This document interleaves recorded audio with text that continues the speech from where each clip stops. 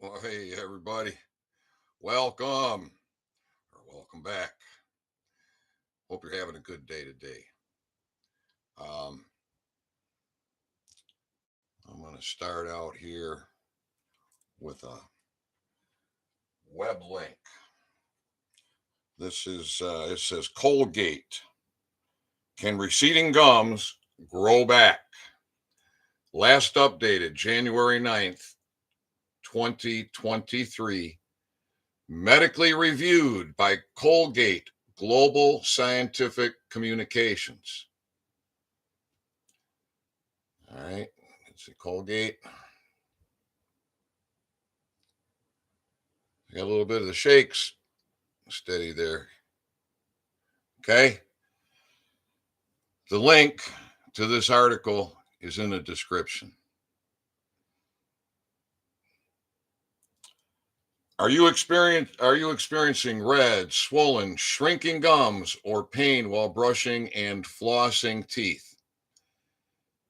This could be gum rescission. Gum rescission occurs for several reasons, from using too much pressure while brushing to gum disease. Oral care habits and genetics are some potential factors as well. Gum rescission can lead to tooth sensitivity and affect your smile. And while receding gums can't grow back, I'm going to repeat that. And while receding gums can't grow back, there are ways to catch gum rescission early and prevent it from getting worse. Now,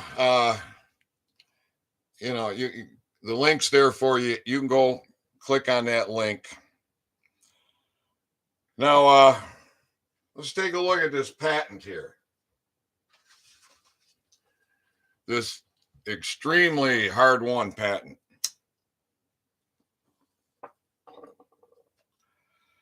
And I'll explain a couple of things. You can see this highlighted area here. I'm going to read that.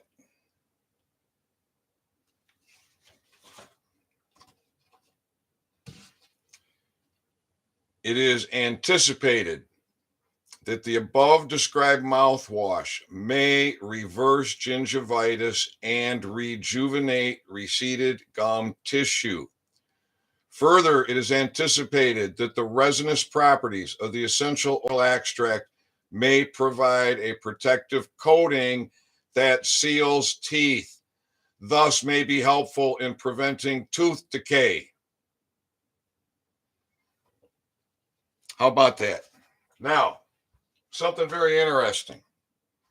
I've read and or heard stories or observed documentaries that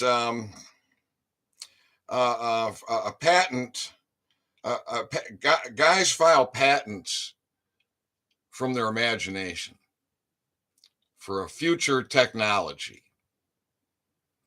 For a future technology that isn't in practice, hasn't been developed, but might. So, oh, this is rich. I'll have to talk about that in a minute. So, they'll file a patent in anticipation that that technology is going to develop. So that if it does, the inventor's screwed and they've got the intellectual property. And yet, I have so struggled with this patent and my patent attorney and the United States Trademark Office, and I've talked about that quite a bit. All right. Now I'm going to show you gum tissue rejuvenation. Now, if you hold your phone this way, the pictures are a little distorted. You hold your phone this way, it looks much better. So let's see, let's line this up here. Over here on this side, you can take a look at the gum tissue between teeth 8 and 9. And then look at the gum tissue between 8 and 9 over here.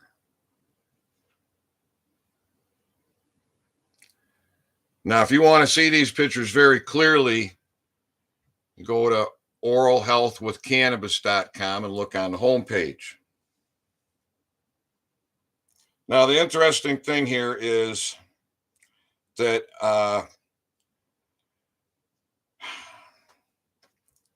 getting my patent attorney to do his job, do it correctly, right? So one of the most difficult things that I've found being an inventor is conveying the information to the patent attorney and then making sure that he's covering everything that needs to be covered in the way that it should be covered.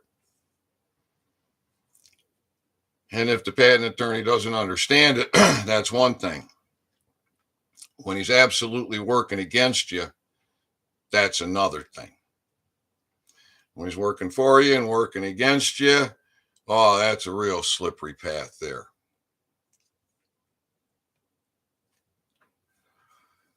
So, like I was saying, I've heard about these patents that get filed for technologies that are currently non-existent.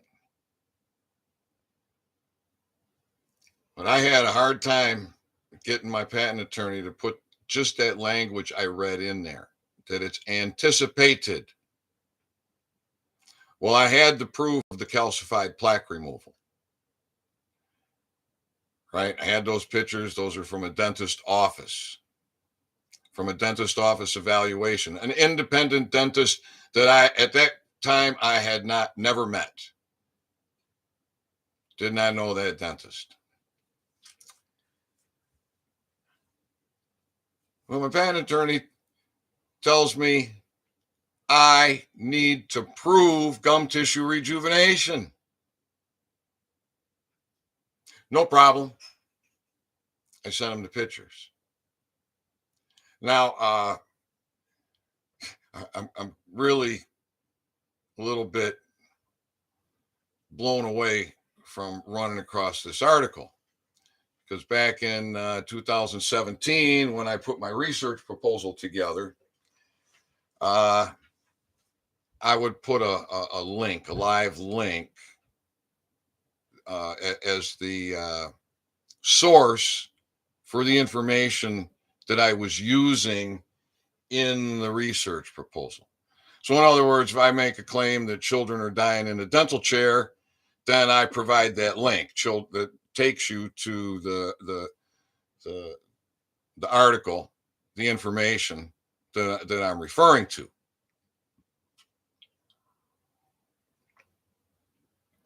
Well, Colgate was advertising with the phrase, I'm not sure I got this exactly 100% right, but basically, if you have lost gum tissue, it's gone forever and it's not coming back. Now, what did we just read here?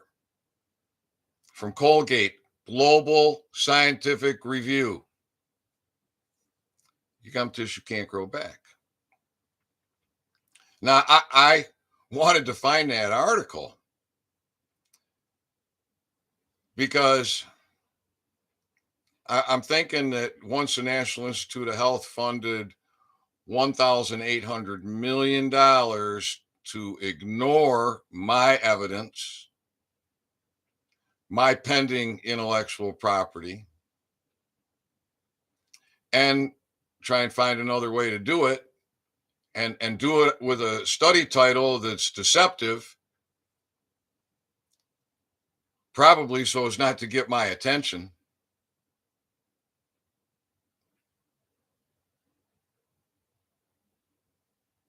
I'll read a little bit more out of that article because there's let's see, I'm gonna have to go back to it because I just had this take me to the website. Come on now, phone. Cooperate. Cooperate. Lord have mercy. Here we go. All right.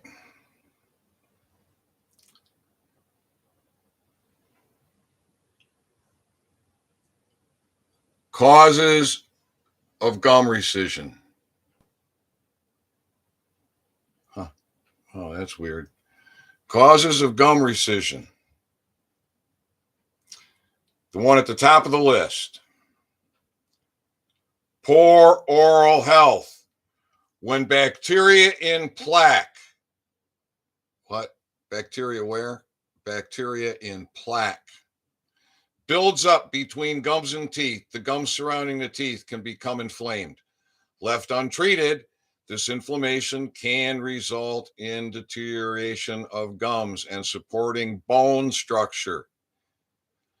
This can lead to gum rescission, periodontal disease, a severe gum infection. What do we do with our cannabis formulation? What do we have an issued patent for?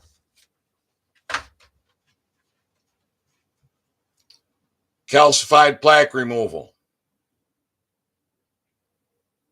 On the top, that picture there, that's gum tissue, that's plaque dye, calcified plaques shown with a plaque disclosing capsule. Use the mouth rinse once a day for 30 days. He goes back to the dentist, brushes, flosses, chews a plaque disclosing dye capsule, and look at the difference. It's like night and day. This dentist wanted to do clinical trials, but after government decided to violate my rights,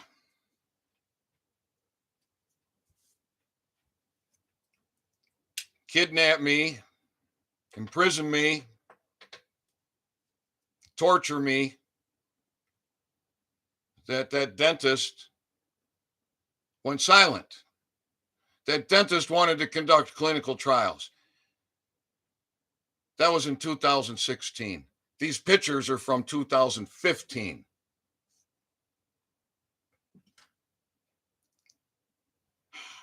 It's a real sad state of affairs.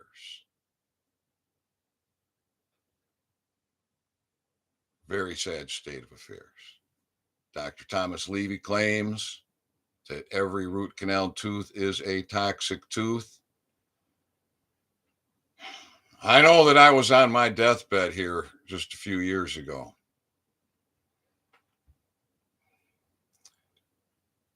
I was down from a healthy 220 pounds to 130, all gaunt and hollow. My muscle mass was gone. I was sweating 24 hours a day, sleeping 18 hours a day. I had no strength, and I was checking out. But I had experienced gum tissue rejuvenation. Can't be done. Colgate Global Scientific Review. But it happened for me. And so this was amazing. Also eliminated the plaques on my teeth, which was amazing because a dental pick was a daily habit for me. Why? Probably because my teeth were so infected. I had so many dead teeth that were bacteria factories. You have 2 to 6 miles of tubule in the root of every tooth where bacteria can fit 5 side by side for 2 to 6 miles. And when the nerve is gone, the immune system is out of that tooth. And Dr. Thomas Levy teaches us that bacteria can morph into deadly, toxic bacteria. And that when it's in a molar, the immense pressure from chewing is more effective than a syringe at delivering those toxins to your lymphatic system. More effective than a syringe at delivering those toxins into your lymphatic system. Dr. Levy is a heart surgeon, and he finds oral plaques in the high pressure ventricle of 90% of his patients. He claims it's the cause of the majority of breast cancer and can be a cause of virtually any inflammatory condition. How many root canal procedures on average in the United States of America annually? 15 million.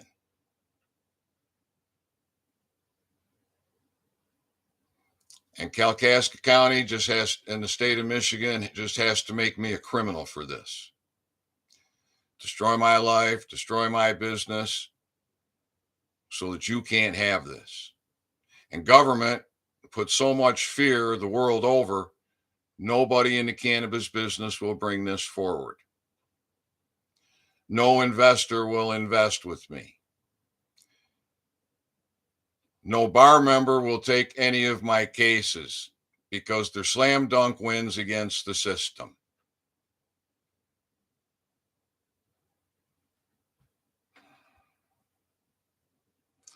So now, all these years later, now over 250 YouTube videos, I'm a whistleblower, I'm an educator, I'm a freedom fighter, I'm a man.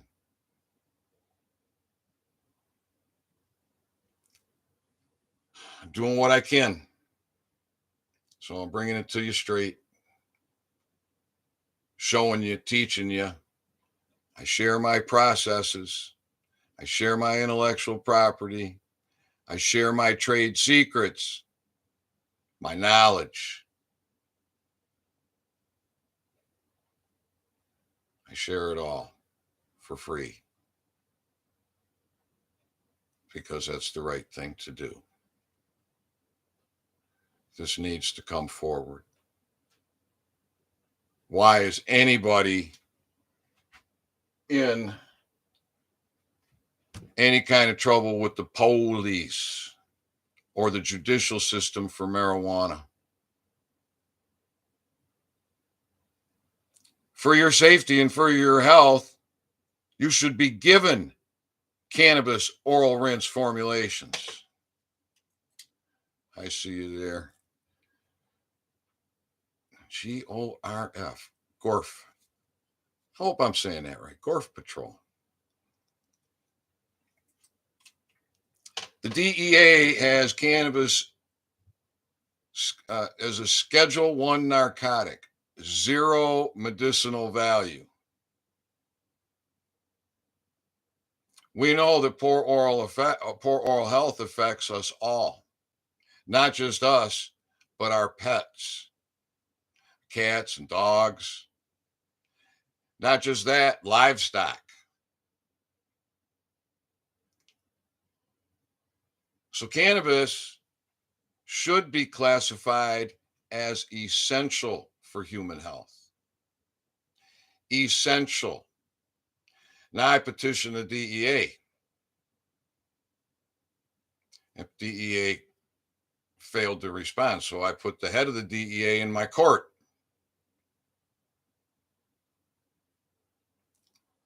Where the DEA could have taken a corrective action and rescheduled cannabis to be essential for human health. But they failed. So I put them in my court. Pleads guilty to treason. And that also kicked in a constitutional class action. $100,000 a day for every man, male or female, that is imprisoned for cannabis. $10 a day for every American that is denied optimal oral health with cannabis. Grand Funk Railroad or the Stooges, who's better? What kind of a question is that? Grand Funk Railroad was an awesome band. They came out with an album that was golden color and transparent. And the Three Stooges, they were just, they were a kick, weren't they? Larry, Curly Moe, and Shemp. So there you have it, folks. With good oral health. Oh, you're in music, right on. Oh, or the Stooges, not the Three Stooges. Gotcha. All right. Gorf is into music. The Stooges. You know, I couldn't tell you a Stooges song. I probably know them. Amboy Dukes or MC5. Well, you know, everybody's got something good, right? And sometimes it depends on the mood that you're in. Can change the feeling you have about certain music. Sure would be nice to get them all on the good harmonics, right? That's good for our health. There's so many things that they're doing against our health. So, anyways, what do you think about that? Patents get filed in anticipation of a technology to be developed in the future. But when I want to file for a patent with a proven technology, the response I get from the patent attorney is, "You need to prove it." It was no problem. I had the pictures. I proved it. But now my patent attorney has resigned. I had him in my court. He pleads guilty to treason. United States Patent and Trademark Office and the examiner working against me, working in cahoots with the patent attorney. Where does this end? The truth is going to come out. Someone's going to get over the fear. I just had an email come in during this talk. I'm pretty sure it was Gary Peters. Gary Peters, state representative, who won't do nothing about this, but still wants to send me emails about what a great job he's doing. And, you know, Bob Seger or Mitch Ryder and the Detroit Wheels. Well,